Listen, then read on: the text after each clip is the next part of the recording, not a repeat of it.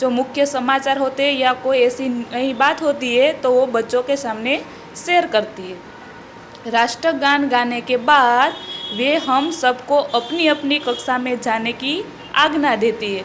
राष्ट्रगान यानी कि जो नेशनल एंथम होता है वो जब हम भी कैसे हमारे स्कूल में करते हैं, प्रेयर के बाद नेशनल एंथम है सॉन्ग वो हम सब गाते हैं, वैसे ही ये स्टूडेंट की स्कूल में भी ऐसे करते हैं। उसके बाद जो प्रिंसिपल है वो सभी स्टूडेंट को अपने अपने क्लास में जाने का बोलते हैं।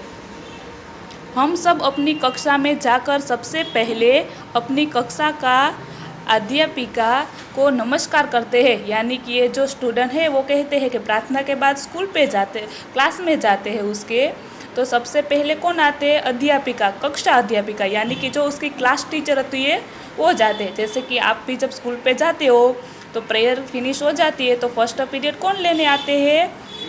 अपने क्लास टीचर।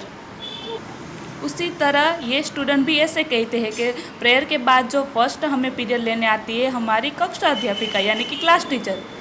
उसके बाद वो कालांश में अध्यापिका कक्षा में आकर अपने अपने विषय की शिक्षा देती है। कालांश यानी कि पीरियड, जो टीचर जो पीरियड में आते हैं वो उसके सब्जेक्ट के बारे में हमें समझाती है। हम सब अपनी कक्षाओं में बहुत ध्यान से पढ़ते हैं और पाठ को ध्यान से सुन याद करते हैं। विद्यालय में हमें घर के लिए जो भी गृह कार्य दिया जाता है उसे हम घर जाकर पूरा करते हैं। यानी कि ये स्टूडेंट है वो क्या कहता है कि हम जब कक्षा में क्लास में होते हैं तो जो भी टीचर पढ़ाने आते हैं वो अच्छे से ध्यान दे के हम पढ़ते हैं और ध्यान से जो भी चैप्टर या यूनिट मैम या सर समझाते हैं वो हम अच्छे से याद भी रखते हैं।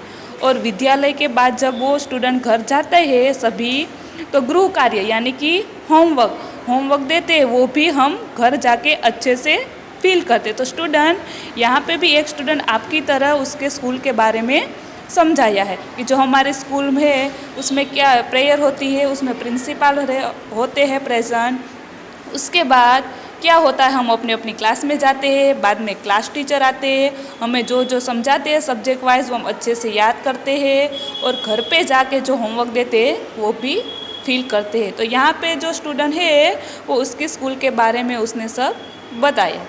Thank you.